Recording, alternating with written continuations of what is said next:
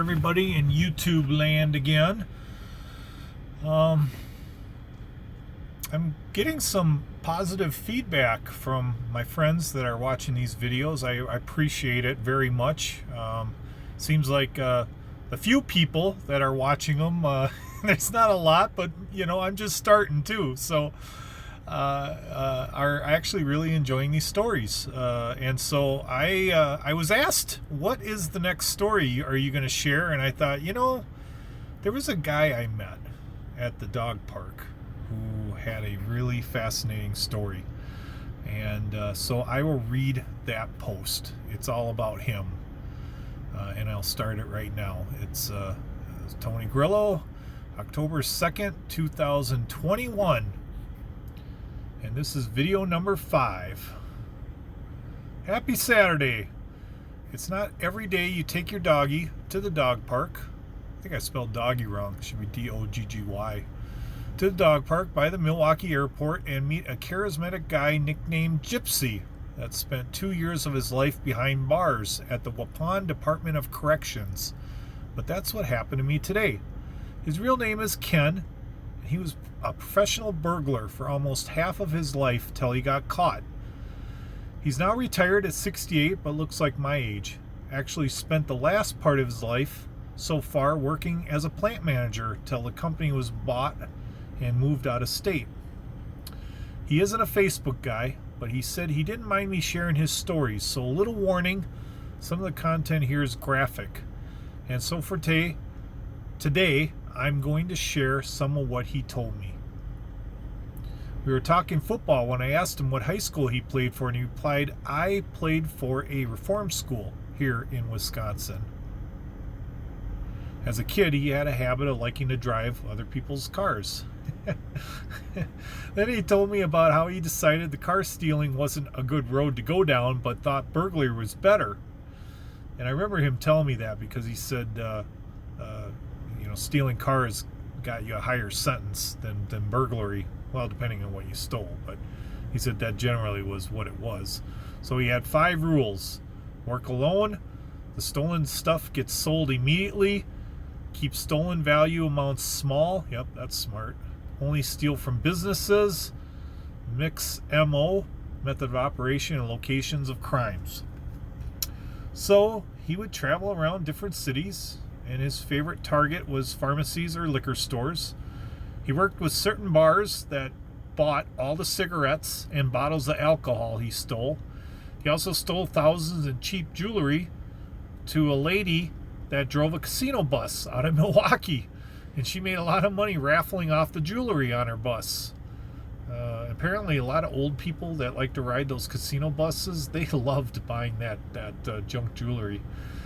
And she made a lot of money on that. It was like a little side gig that she had while she drove the bus. He also had markets for guns and other markets for office equipment. He also stole keys and a company work uniform from a vending machine company and would walk into businesses wearing the uniform during the evening hours and empty the machines of their change. Sometimes he even gave free candy or coffee to the employees working there. So they always liked seeing him when he'd come in the building because he'd give them like a free candy bar or something. He was a master lock picker, but other times he crawled into buildings through the vents. He was also he was a really small guy. He was only like 5'2" or 5'3", I think, and he was very, very skinny. So yeah, he could fit into really small areas. He changed target locations and how he broke in. He was on the police radar many times. He couldn't give them a good answer as to how he made his money, but never kept any stolen stuff laying around. He also sold the stolen stuff cheap so he could quickly get rid of it. He usually averaged $100 to $200 a night for about 2 hours of work. His best night was making $15,000. He generally kept the amount low so it didn't draw attention like big crimes did, and if he got caught, the jail time wasn't as high as it was for stealing cars, like I mentioned before. He got caught when this is kind of funny, he got caught when a gal he was dating told him about a lockbox in a bar. That gal's dad called the cops when he heard about the plan to rob that bar, and he was and my friend Gypsy, my friend Ken, he was apprehended as he was exiting from the heist. He got 4 years in Waupun. He served 2 and was let out for overcrowding and good behavior. He got the name Gypsy because he liked to talk about how he rode around to all these different towns on his Harley and slept on the road like a gypsy. He wasn't a big guy, and he was little enough to squeeze through air vents, and he didn't want to be in a gang, so he tried to hang with everyone and make them laugh. A shot caller from a Racine gang and his posse approached him in the shower. The guy said, "Hey you, why do you got such a tiny dick? You need a big one like mine." And he was really hung. Gypsy replied, "How long have you been here?"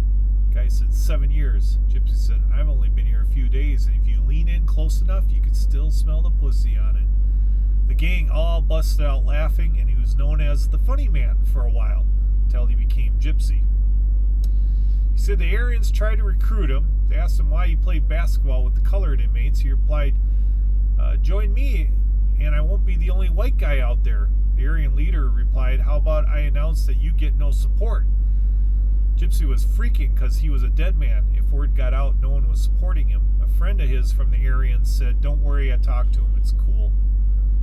So I asked him what he thought about his entire life up to this point, and he replied, "I had this favorite grandpa from St. Paul. He grew up in an orphanage, ran away to Milwaukee at 14 years old, found odd jobs, mostly working at farms for root and board, and I loved hearing all his stories. He told me growing up that you want to become a 60-year-old guy that has millions of stories to tell." Happy Saturday, everyone. Time to take Sweetie out for a day out in Milwaukee. That was back when me and Dee were together. But that was my post about my friend Ken, also known as Gypsy, and I bumped into him a couple more times at the dog park, and he read my post and he loved it, and he is a really neat guy, and I hope to see him again, and maybe one of these days I'll get a picture with him. So, but that's my story for this video, and I guess I gotta say what everybody says on YouTube. Give me a like, subscribe to my channel, help your boy out, get her done, and have a great evening, and Wisconsin hugs to all of you.